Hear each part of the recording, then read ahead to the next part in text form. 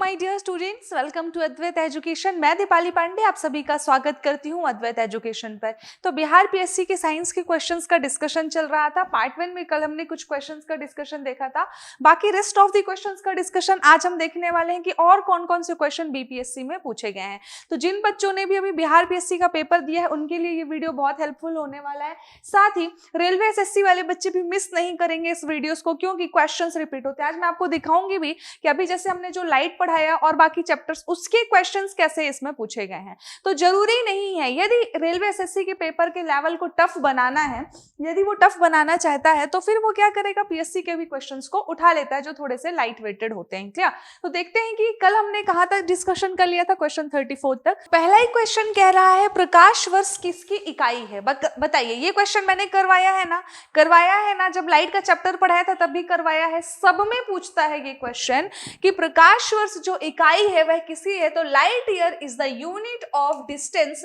प्रकाश जो है एक वर्ष में जितनी दूरी तय करता है वह आपका कहलाता है प्रकाश वर्ष। तो बच्चे कई बार कंफ्यूज हो जाते हैं, लाइट ईयर देख करके क्या टिक कर देते हैं ये टाइम का होगा। नहीं, light year is the unit of distance, या कि कहेंगे दूरी। तो जिन बच्चों ने भी ऑप्शन सी लगाया है उनका बिल्कुल सही आंसर होने वाला है। Clear?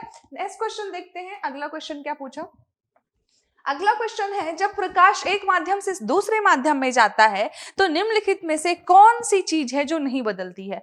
Which of the following does not change when the light travels from one medium to another. पहली बात तो जब प्रकाश एक माध्यम से दूसरे माध्यम में जाता है तो इस क्रिया को हम क्या कहते हैं, रिफ्रैक्शन कहते हैं, है ना।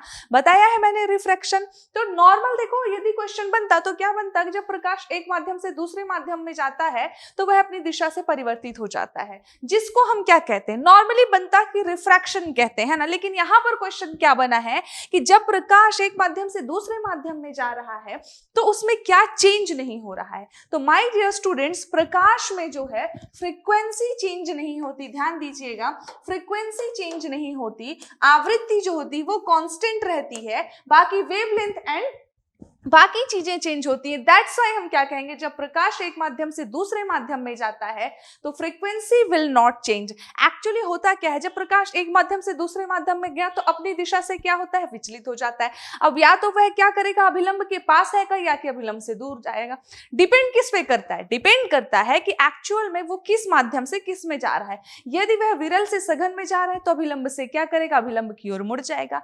यदि वह सघन से विरल में जा रहा है तो अभिलंब से दूर हट जाएगा। तो डिपेंड करता है। एक्चुअल में प्रकाश का एक माध्यम से दूसरे माध्यम में जाना प्रकाश का अपवर्तन या कि रिफ्रैक्शन कहलाता है। और क्या चीज नहीं चेंज होती, कांस्टेंट रहती है, तो that is called as frequency. Clear? तो जिन बच्चों ने भी सी ऑप्शन लगाया उनका बिल्कुल सही आंसर है। नेक्स्ट देखते हैं, विद्युत चुंबकीय तरंगों का वेग होता है। बहुत इजी क्वेश्चन था, the velocity of the electromagnetic wave. ये सब पावर में है ना, कंफ्यूज मत होइएगा। तो 3 into 10 to the power 8 metre पर सेकेंड जो होता है वो वेलोसिटी ऑफ इलेक्ट्रोमैग्नेटिक वेव्स होता है। इसीलिए हम वेलोसिटी ऑफ लाइट भी क्या कहते हैं, वैक्यूम में 3 into 10 to the power 8 metre पर second, because light is also a electromagnetic wave, है ना। लाइट क्या है, एक इलेक्ट्रोमैग्नेटिक वेव है। साउंड क्या है, एक मैकेनिकल वेव है। क्लियर?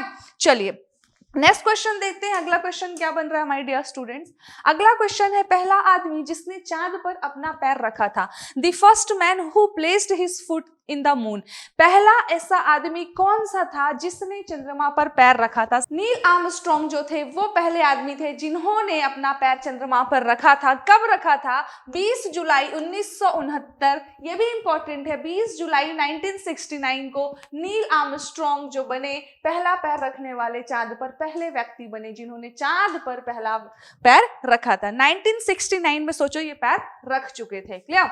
चलिए, तो किन बच्चों ने कौन सा ऑप्शन लगाया है? जिन बच्चों ने भी ऑप्शन बी लगाया है उनका आंसर बिल्कुल सही होने वाला है। क्या हुआ?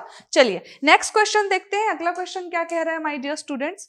प्लूटोनियम न्यूक्लाइड के नाभिक में न्यूट्रॉनों की संख्या होती है। अरे वाह, न्यूट्रॉनों की संख्या पूछा है। पहली बात तो आपको समझना होगा कि क्या दिया हुआ है, प्लूटोनियम जो है कितना है 242 एंड 94। क्लियर। अब देखो यहाँ पर जो भी चीजें लिखी हुई हैं ध्यान देना उसमें, तो जो प्लूटोनियम का यहाँ पे जो चीजें लिखी होती हैं ये क्या होती है माय डियर स्टूडेंट्स, ये होता है आपका एटॉमिक नंबर। ध्यान देना क्या होता है एटॉमिक नंबर, और जो 242 यहाँ पर जो होता है वो क्या होता है एटॉमिक वेट या एटॉमिक मास हम कहेंगे। यानी कि प्लूटोनियम का परमाणु क्रमांक कितना होता है 94 और परमाणु भार एक्चुअल में होता है 244। क्लियर। यहाँ पर है 242, यानी कि क्या लिया है यहाँ पर समस्थानिक लिया है, जिनका परमाणु क्रमांक तो समान होता है किंतु परमाणु भार अलग हो जाते हैं। समस्थानिक वही होते हैं कि नहीं, जिनके परमाणु क्रमांक समान होंगे लेकिन परमाणु भार अलग अलग होंगे वो समस्थानिक कहलाएंगे, और जिनके परमाणु भार समान होंगे किंतु परमाणु क्रमांक अलग अलग होंगे वो समभारिक कहलाएंगे। अब एक्चुअल में परमाणु भार होता है 244, यहाँ पर 242 लिया है, यानी कि ये क्या है समस्थानिक या आइसोटोप है। क्लियर। तो आइसोटोप जो है यहाँ पर जो समस्थानिक है आपका 242। तो एक बात बताइए माय डियर स्टूडेंट्स, एक बात तो बड़ी आसानी से क्लियर है कि एटॉमिक नंबर इज द 94। इसका मतलब है कि जो नंबर ऑफ इलेक्ट्रॉन होंगे, number of electron is equal to कितना हो जाएगा 94, एंड नंबर ऑफ प्रोटॉन भी कितना हो जाएगा, नंबर ऑफ प्रोटॉन भी इसमें कितना हो जाएगा 94, क्योंकि जो परमाणु क्रमांक होता है वही होता है number of electron is equal to number of proton. लेकिन नंबर ऑफ न्यूट्रॉन यदि आपको फाइंड करना हो, क्या फाइंड करना हो नंबर ऑफ न्यूट्रॉन, तो आप कैसे फाइंड करोगे, number of neutron is equal to होता है जो आपका एटॉमिक मास है, क्या atomic mass minus atomic number, क्या माइनस एटॉमिक नंबर। तो what is the atomic mass here 242 minus of 94 is equal to, minus करोगे तो कितना आ जाएगा 8, 148। क्लियर। तो 148 कौन सा ऑप्शन है, ऑप्शन बी। तो जिन बच्चों ने भी ऑप्शन बी लगाया उनका आंसर बिल्कुल सही होने वाला। देखो इजी क्वेश्चन था, है ना। क्या दिया आपका एटॉमिक नंबर, एटॉमिक वेट सामने दिया हुआ है यार, आप बड़ी आसानी से फाइंड कर सकते हो कि कितना आने वाला है इसका नंबर ऑफ न्यूट्रॉन। एक्चुअल में जो परमाणु क्रमांक होता है वही क्या होते हैं number of electron and number of proton, लेकिन जो परमाणु भार होता है उससे हम निकालते हैं कि नंबर ऑफ न्यूट्रॉन कितने होंगे। क्लियर। चलिए, तो option B will be the correct answer. Next question देखते हैं। नेक्स्ट क्वेश्चन क्या पूछा, बिहार पीएससी में पूछा सबसे ज्यादा श्यानता किसकी होती है निम्नलिखित में से, the highest viscosity among the following. क्या क्या ऑप्शन है, water, air, blood, Honey. Viscosity का मतलब पता है, जैसे कि करंट का फ्लो होने में अपोज क्या करता है रेजिस्टेंस, वैसे ही किसी भी लिक्विड के फ्लो होने में अपोज क्या करता है विस्कोसिटी, या कि कहना चाहिए श्यानता। जिसकी जितनी श्यानता होगी वो उतना ही कम फ्लो होगा। लाइक यदि एक जगह पानी बह रहा है और एक जगह हनी बह रही है तो ज्यादा तेजी से क्या बहेगा, जाहिर सी बात है पानी बहेगा, और हनी में क्या होगा मतलब कम बहेगा, है ना, फ्लो उसका कम होगा या धीरे से होगा। तो श्यानता का मतलब है कि पर्टिकुलर कौन सा मटेरियल कितना गाढ़ा है ना, कितनी उसकी विस्कोसिटी। जैसे हमने कहा ना कि इसकी हाई विस्कोसिटी यानी कि वो बहुत ज्यादा गाढ़ा है, हमने कहा लो विस्कोसिटी यानी कि वो बहुत कम गाढ़ा है, और एक्चुअल में जिसकी जितनी कम विस्कोसिटी होती है वो उतना ही ज्यादा आसानी से फ्लो कर पाता है। यहां पर है the highest viscosity among the following, तो भाई वाटर की भी कम होती है विस्कोसिटी, एयर की भी, ब्लड की भी। सबसे ज्यादा जो विस्कोसिटी होगी यहां पर ऑप्शन है, option D will be the correct answer, Honey की होगी। क्लियर। हनी की विस्कोसिटी इन चारों ऑप्शन में सबसे ज्यादा होगी। तो जिन बच्चों ने भी ऑप्शन डी लगाया होगा उनका सही होने वाला है। क्लियर। चलिए नेक्स्ट क्वेश्चन देखें। अगला क्वेश्चन है दूध किसका पुअर सोर्स है ना। मिल्क जो है, मिल्क में निम्नलिखित में से कौन सी चीज सबसे कम पाई जाती है। तो मिल्क में सबसे ज्यादा क्या पाया जाता है पहले तो हमें ये पता होना चाहिए। तो जैसे कि हमने देखा था कि जो फली वाले पदार्थ होते हैं उनमें सबसे ज्यादा हाई प्रोटीन होता है ना। तो दूध जो होता है milk, they are high rich in calcium. पहली बात तो आपको ये पता होना चाहिए कि मिल्क में कैल्शियम ज्यादा होता है, ठीक। लेकिन जो सबसे कम होता है that is vitamin C. Vitamin C जो है बहुत कम पाया जाता है। Milk is the poor source of vitamin C. Clear हुआ। ऑप्शन सी जिन बच्चों ने लगाया है उनका सही होने वाला है। नेक्स्ट क्वेश्चन देखते हैं। अगला क्वेश्चन क्या दिया है, पुलिस द्वारा नशे में गाड़ी चलाने वालों की सांस की जांच के लिए फिल्टर पेपर पर क्या होता है। The breath test conducted by the police to check drunken driver has which one of the following on the filter paper. Actual में अब यदि जो बड़े शहरों में रहते हैं वहां पर बाकायदा चेक भी होता है ना, कुछ लोगों ने चेक भी करवाया होगा, जिनने करवाया उनको बहुत अच्छे से पता होगा, जिनने नहीं करवाया है वो समझ सकते हैं। कैसे समझ सकते हो आप? नॉर्मली एक जैसे एटीएम मशीन होती है ना, वैसे ही कुछ एक मशीन होता है, उसमें एक पाइप जैसा होता है और उसको आपके वो माउथ में लगा देते हैं। यदि आपने अल्कोहल पी रखी है, आपकी बॉडी में अल्कोहल है ना, कितनी मात्रा में है वो ये भी बताता है। यदि आपने अल्कोहल बहुत ज्यादा पी रखी है तो क्या होता है कि जैसे ही आपके मुंह में लगा है तो आपकी जो ब्रीदिंग है, यानी कि सांस आ रही है जा रही है, तो जो एक्सेल एयर होती है, निकलने वाली जो सांस होती है, उसके थ्रू वो बता देता है, वो एयर जैसे ही उस मशीन में गई तो जो पोटेशियम डाइक्रोमेट डला होता है उसमें उसका कलर चेंज हो जाता है। अब वो कलर कितना चेंज कर रहा है, that shows the percentage of alcohol, है ना। यू नो मींस कितना ज्यादा आपने अल्कोहल पी रखी है वो उतना ज्यादा परसेंटेज उसका दिखाता है। इसके कई प्रोसेस होते हैं, आजकल इंफ्रारेड के थ्रू भी चेक होता है और पोटेशियम डाइक्रोमेट के थ्रू। यहां पर जो पूछा गया है आपसे कि किस पदार्थ का उपयोग किया जाता है, तो पोटेशियम डाइक्रोमेट पहला ही ऑप्शन है अपना, potassium dichromate and sulphuric acid use किया जाता है। किसके लिए? जांच करने के लिए पुलिस द्वारा कि आपने ड्रिंक कर रखी है कि नहीं। कहते हैं ना ड्रिंक एंड ड्राइव का केस बन गया, क्योंकि ड्रिंक करके कई लोग गाड़ियां चलाते हैं, जो कि कितना मतलब कितना हार्मफुल है, ना सिर्फ उनके लिए, उनके अलावा जितने भी लोग रोड में चल रहे हैं उन सब के लिए भी रिस्की होता है। कई लोग ज्यादा ड्रंक्ड होते हैं।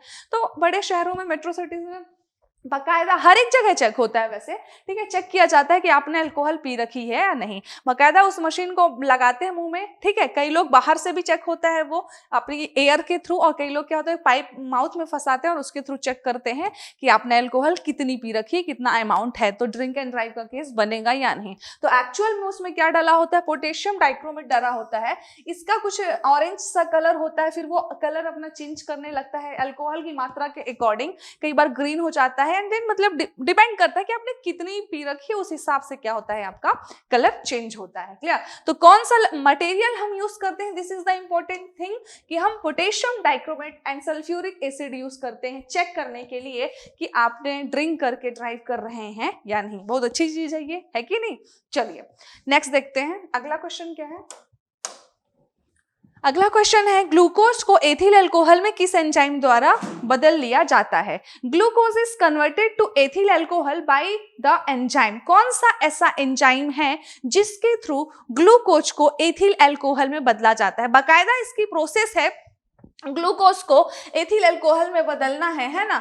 ग्लूकोज को एथिल अल्कोहल में बदलने की एक प्रोसेस होती है जिसमें जाइमेज नाम का एक एंजाइम है जो कि मदद करता है ग्लूकोज को अल्कोहल में बदलने में। दिस एंजाइम, जो एंजाइम है जाइमेज, जाइमेज तो पहली बात आपको पकड़ना होगा कि एक एंजाइम होता है। Clear? Can convert glucose into ethanol. Ethanol बोले या एथिल अल्कोहल बोले वही बात है, उसमें बदलता है। This enzyme naturally occur in east. ये जो जाइमेज एंजाइम है ये नेचुरल होता है, प्राकृतिक होता है। क्लियर? ईस्ट में पाया जाता है एंड अदर एनॉर्बिक ऑर्गेनिज्म में पाया जाता है। This enzyme is used in the preparation of alcoholic beverages. यानी कि जो भी अल्कोहलिक प्रिपरेशन होती है, बनाई जाती है, उसमें क्या होता है? ये ईस्ट इंपॉर्टेंट होता है, जो कि नेचुरली होता है। ये भी क्वेश्चन बनता है कि जो आपका एंजाइम है जाइमेज वो नेचुरल है या आर्टिफिशियल है, तो ये भी पता होना चाहिए कि ये नेचुरल होता है। क्लियर? तो हमने दो चीज देखी यहां से कि हमारा जो अल्कोहल में मदद करता है बनने में वो क्या है? जाइमेज नाम का एंजाइम है जो ग्लूकोज को एथिनॉल या एथिल अल्कोहल में बदलता है। क्लियर? तो जिन बच्चों ने भी ऑप्शन सी टिक किया है उनका आंसर सही होने वाला है। क्लियर? आइए नेक्स्ट क्वेश्चन देखते हैं माय डियर स्टूडेंट्स। देखो, चूने का पानी किसके द्वारा दूधिया हो जाता है? देखो इसमें सारे स्ट्रीम के बच्चों ने पेपर दिए है ना, कॉमर्स वालों ने भी, आर्ट वालों ने भी, बायो मैथ्स। तो बायो मैथ्स वालों के लिए यदि साइंस ही जी हो जाती है तो ऐसा घबराने वाली बात नहीं है कि यार हमने बहुत कम ही अटेम्प्ट किए। बायो मतलब बाकी ब्रांचेस वालों के लिए, बाकी ब्रांचेस वालों को भी घबराने की बात नहीं है, क्योंकि वो बाकी जगह कवर कर लेते हैं, है ना। अब साइंस जो पूछी जाती है, सीधी बात बोलो तो एकदम बेसिक है। ये जो अभी अल्कोहल का आपने क्वेश्चन सॉल्व किया, ये 10th की बुक में दिया हुआ है। 10th की बुक में बाकायदा प्रोसेस दिया हुआ है कि कैसे आप ग्लूकोज से एथिल अल्कोहल बनाते हो। बाकायदा आपने स्कूल में पढ़ा है, बोर्ड एग्जाम में पूछा भी जाता था। तो 9th 10th का ही है यहाँ पर सब कुछ। बस बात इतनी है कि काफी समय हो गया पढ़े हुए, तो उनको रिकॉग्नाइज करने में, याद रखने में ऐसा लगता है कि नहीं यार हम तो आर्ट्स हैं, तो फिर ऐसा कुछ भी नहीं है। सिर्फ 9th 10th की ही साइंस होती है यहाँ पर। क्लियर? चलिए, क्या क्वेश्चन है, चूने का पानी किसके द्वारा दूधिया हो जाता है? तो पहली बात तो बताएंगे, जो चूने का पानी है आपका वो CaOH द होल ट्वाइस होता है ना। लाइम वाटर हम इसको कहते हैं, ये इंपॉर्टेंट चीज है, आपको समझनी होगी। Lime water is CaOH the whole twice. क्या होता है my dear students? CaOH the whole twice जो है कैल्शियम हाइड्रोक्साइड को हम क्या कहते हैं? लाइम वाटर कहते हैं। The chemical name for the lime water is क्या है? कैल्शियम हाइड्रोक्साइड, जो मैंने बताया। अब जब कार्बन डाइऑक्साइड गैस जो है, CO2 गैस जो है, लाइम वाटर के माध्यम से या कि उसके ऊपर से गुजारा जाता है तो यह कैल्शियम कार्बोनेट के निर्माण के कारण दूधिया हो जाता है।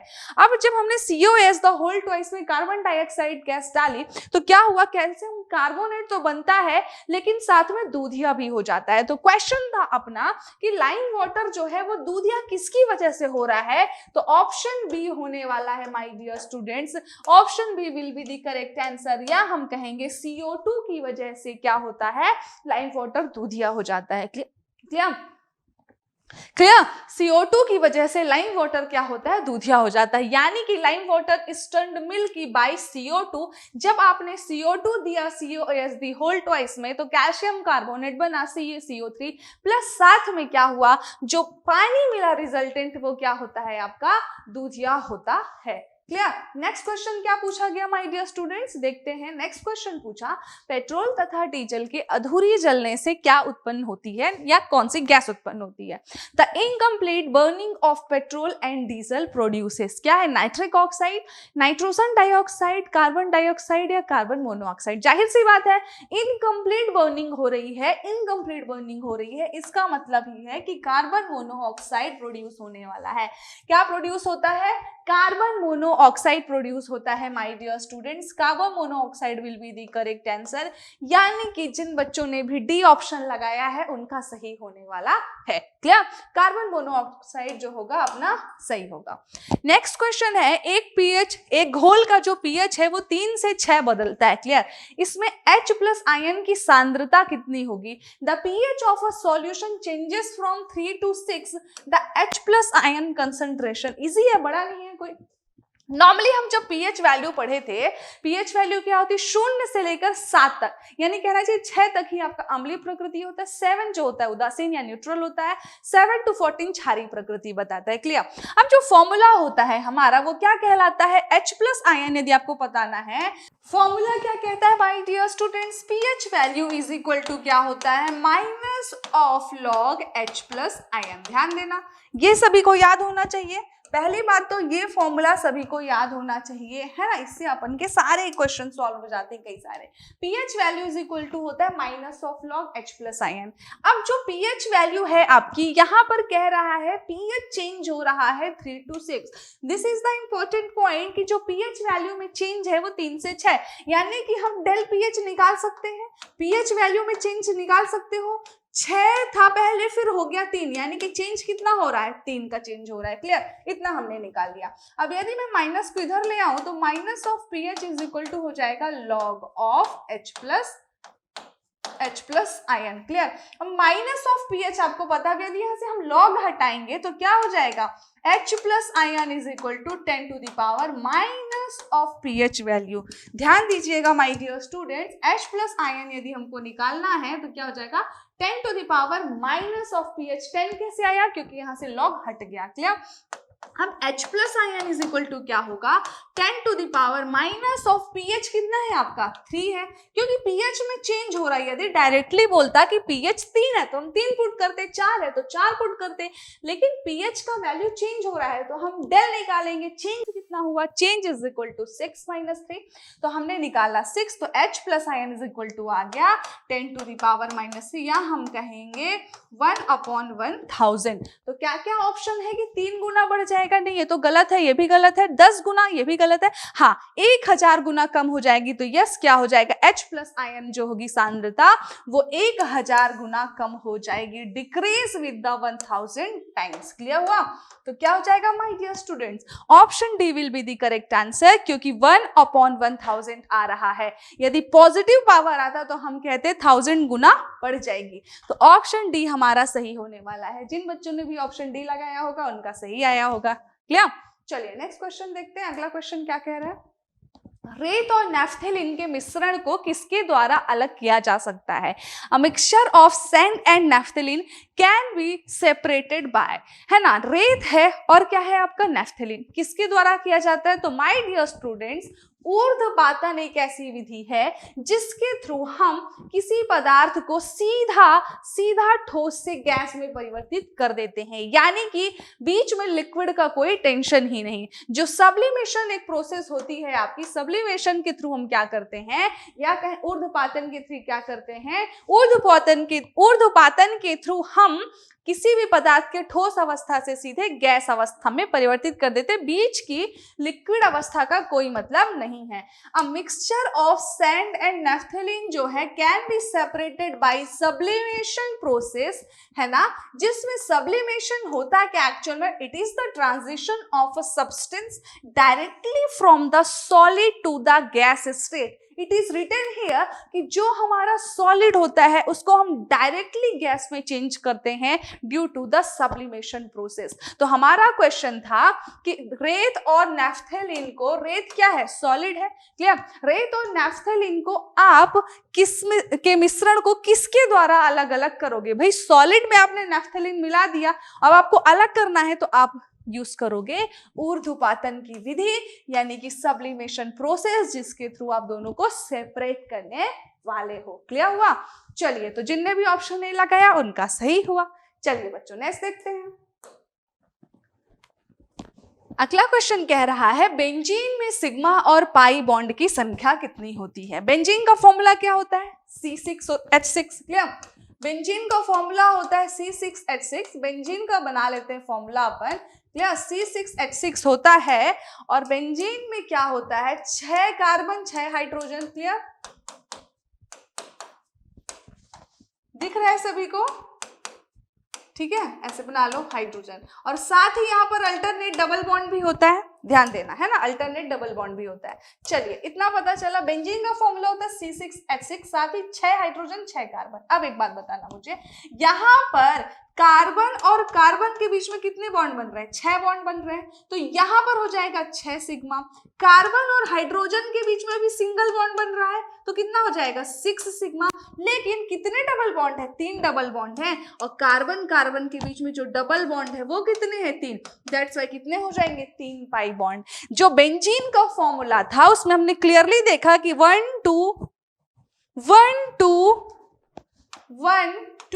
3 4 5 6 हमारे CH बॉन्ड बन रहे हैं। क्लियर? 6 CH बॉन्ड बन रहे हैं, सिंगल बॉन्ड है, जो कि इसलिए हुआ हमारा 6 सिग्मा। क्लियर?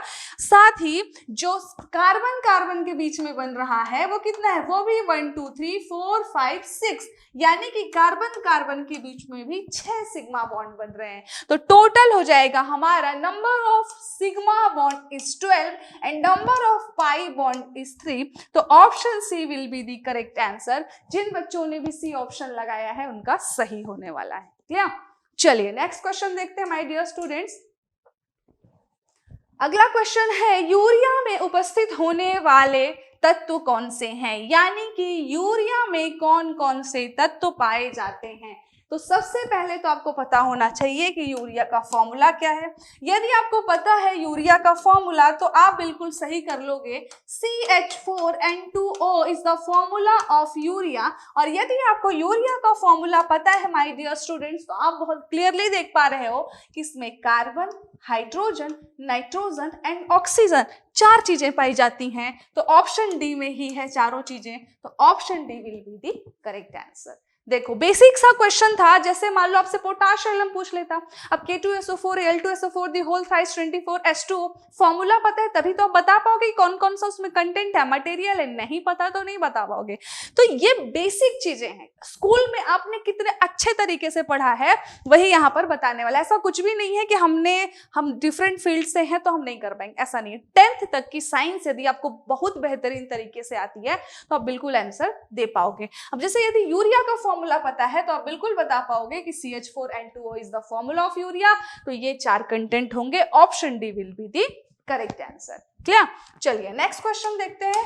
अगला क्वेश्चन है, निम्न में से कौन सा ऊष्मा का सबसे अच्छा कुचालक है? ध्यान देना, पुअरेस्ट कंडक्टर पूछा है, not conductor. Okay, poorest conductor, option में क्या क्या है, कॉपर है, लेड है, मर्कुरी है एंड जिंक है। तो आप ही मुझे बताओ भाई, जाहिर सी बात है कॉपर तो बहुत अच्छा कंडक्टर है, Mercury is also a conductor, zinc भी है, तो कहीं ना कहीं क्या होने वाला है, lead is the poorest conductor among the following. तो इन चारों में यदि हम कंपेयर कर रहे हैं, क्लियर, आप बोल दो ma'am would is the worst conductor, तो नहीं भाई, यहाँ हम इन चारों में कंपेयर करके आंसर देंगे ना, बाहर थोड़ी जाएंगे इन चारों से बाहर। यहाँ इन चारों में जो कहना चाहिए वर्स्ट पुअर कंडक्टर जो है आपका पुअर कंडक्टर है लेड। तो जिन बच्चों ने भी ऑप्शन बी लगाया है उनका सही होने वाला है। क्लियर, चलिए नेक्स्ट देखें। नेक्स्ट क्वेश्चन क्या है, विटामिन जो रक्त के थक्का बनाने में प्रभावी होता है, ऐसा विटामिन का नाम बताना है। The vitamin which is effective in blood clotting. Easy, very easy question. Blood clotting के लिए कौन से विटामिन यूज की जाती है माय डियर स्टूडेंट्स, विटामिन के यूज होता है। विटामिन के जो है रक्त का थक्का जमाने में मदद करता है। सपोज करो कि आपको चोट लग गई और वहां पर क्या होता है, थोड़े टाइम के बाद चोट लगने के बाद ब्लड आना बंद हो जाता है, वहां पर एक हल्की सी थोड़ी सी मोटी मोटी लेयर आ जाती है। यदि वो लेयर नहीं आए, ब्लड क्लॉटिंग वहां पर नहीं हो, तो वो ब्लड बहता जाएगा बहता जाएगा बहता जाएगा कंटिन्यूअसली।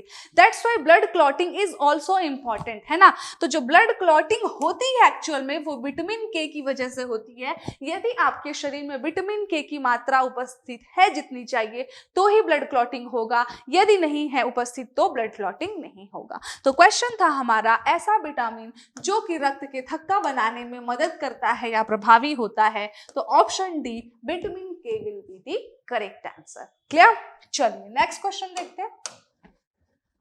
अगला क्वेश्चन है, द फीमेल सेक्स हार्मोन क्या है। The female sex hormone is, है ना, फीमेल का सेक्स हार्मोन कौन सा कहलाता है। ऑप्शन है oestrogen, androgen, insulin and oxytocin.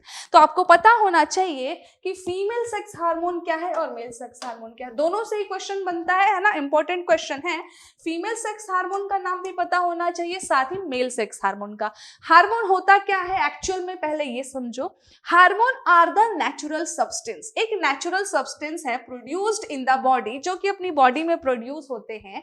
They help to relay messages. Relay messages का मतलब क्या है, मैसेज का संचरण करने में मदद करते हैं between cell and the organ, कोशिका और अंगों के बीच में, ऑर्गन्स के बीच में क्या करते हैं, मैसेज का ट्रांसफर करते हैं, which affect the many bodily function, जो कि शरीर के बहुत सारे फंक्शनों को अफेक्ट करता है। क्लियर। अब जो होता है ना, types of female sex hormone जो है दो होते हैं। कौन कौन से होते हैं, the two main female sex hormones are oestrogen and progesterone. Clear. And जो टेस्टेरोन होता है वो आपका मेल सेक्स हार्मोन होता है। तो इस बार क्वेश्चन यदि फीमेल सेक्स हार्मोन से बना है तो नेक्स्ट टाइम आपका मेल सेक्स हार्मोन से भी बन सकता है। तो आपको ये तीनों ही बातें पता होनी चाहिए कि फीमेल सेक्स हार्मोन दो होते हैं, oestrogen and progesterone. Clear. And male sex hormone क्या होता है, टेस्टेरोन। तो अपना क्वेश्चन क्या था माय डियर स्टूडेंट्स, क्वेश्चन था कि महिला सेक्स हार्मोन कौन सा है। तो इनमें से कौन सा ऑप्शन आप देने वाले हो my dear students, oestrogen will be the correct answer. Clear. हमारा एस्ट्रोजन जो होगा वो महिला सेक्स हार्मोन है। क्लियर हुआ। तो जिन बच्चों ने भी ए ऑप्शन लगाया उनका सही हुआ। चलिए नेक्स्ट देखते हैं, नेक्स्ट क्वेश्चन क्या है। क्वेश्चन नेक्स्ट है, पार्किंसन बीमारी के उपचार के लिए किसको नोबेल पुरस्कार दिया गया, है ना। निम्नलिखित में से 4 साइंटिस्ट के नाम हैं और अगला ऑप्शन है नन ऑफ द अबव। निम्नलिखित में से किस साइंटिस्ट को नोबेल प्राइज दिया गया for developing the treatment of Parkinson disease. देखो एक्चुअल में ये पार्किंसन डिसीज है क्या, तो पार्किंसन डिसीज में क्या होता है, सेंट्रल नर्वस सिस्टम का डिसऑर्डर होता है। इट मींस देखो 2 नर्व्स होती हैं आपकी, एक सेंसरी नर्व होती है, एक मोटर नर्व होती है। तो सेंसरी नर्व का क्या काम है, जैसे सपोज आपको किसी ने चींटी काटी, ठीक, इमेजिन करो किसी ने चींटी काटी, तो आप क्या करोगे, आप अपना हाथ हटाओगे। तो सेंसरी का मतलब है, सेंसरी नर्व ने क्या काम किया कि आपको फील कराया कि आपको किसी ने चींटी काटी। और मोटर नर्व का क्या काम है कि आपने जो हाथ हटाया, मोटर का मतलब है कुछ काम करना। मोटर क्या करता है, नॉर्मली आपकी इलेक्ट्रिकल एनर्जी को मैकेनिकल में चेंज करता है, बिल्कुल कुछ काम करता है ना, किसी मशीन को घुमाता है, कुछ भी करता है। एग्जैक्टली मोटर नर्व यहाँ पे क्या कर रही है, आपको कुछ ना कुछ मूवमेंट प्रोवाइड कर रही है शरीर में। जैसे आपका पलक झपकाना भी क्या है, मोटर नर्व का काम है। तो मोटर नर्व ने क्या किया, आपको हाथ पीछे हटाने में हेल्प की। तो मोटर नर्व का जो यहाँ पर होता है वो बहुत धीमा काम करता है, उसी को सबसे ज्यादा अफेक्ट करता है पार्किंसन डिसीज में। तो जिसकी वजह से एक्चुअल में उस समय आपको मूवमेंट करना था, आपको जब किसी ने चींटी काटी हाथ हटाना था, तो जब मोटर सिस्टम काम ही नहीं करेगा, आपका मोटर नर्व काम ही नहीं करेगी, तो आप क्या करोगे, बहुत धीमे से हटाओगे, बहुत समय बाद हटाओगे। तो एग्जैक्टली क्या होता है पार्किंसन डिसीज में, सेंट्रल नर्वस सिस्टम डिसऑर्डर होता है जिसमें कि आपका मोटर सिस्टम काम करना बंद कर देता है, बहुत कम धीमे से काम करता है। तो जो क्वेश्चन बना आपका पार्किंसन बीमारी किस साइंटिस्ट ने खोज करी थी, तो ऑप्शन ए जिन बच्चों ने भी लगाया, अरविंद कार्लसन ने खोज करी थी, इनको इसके लिए नोबेल पुरस्कार भी मिला। इन्होंने अपने साथ 2 साइंटिस्ट और थे, उनको भी नोबेल पुरस्कार दिलवाया था। क्लियर? तो ये क्वेश्चन था, इसका आंसर है ऑप्शन ए, जिन बच्चों ने ए लगाया उनका सही है।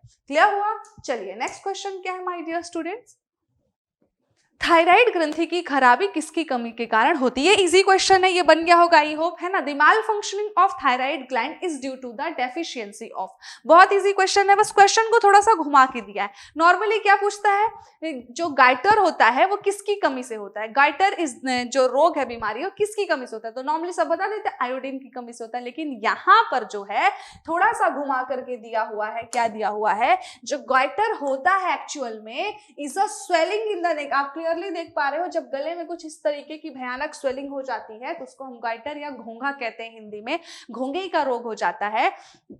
लिखा हुआ है it is a swelling in the neck resulting from an enlarged thyroid gland. ध्यान देना, जब थायराइड ग्रंथि बहुत बड़ी हो जाती है, एनलार्ज्ड हो जाती है, तो आपको ये रिजल्ट मिलता है, इस तरीके का गला सूज जाता है। Clear? A goitre can be associated with a thyroid that is not functioning properly. जब आपकी थायराइड ग्रंथि बराबर तरीके से काम नहीं करती है तो आपको ये रोग होता है। वर्ल्ड वाइड हमने देखा कि 90% लोगों को आयोडीन की कमी की वजह से ये रोग होता है, यानी कहना चाहिए गाइटर होता है या कहें घोंघे का रोग होता है। अब क्वेश्चन आपको घुमा के दिया, डायरेक्टली पूछ सकता था कि आयोडीन कमी से कौन सा रोग होता है या इस रोग जो है किसकी कमी से होता है, लेकिन यहाँ पर उसने ग्लैंड इंक्लूड कर दिया।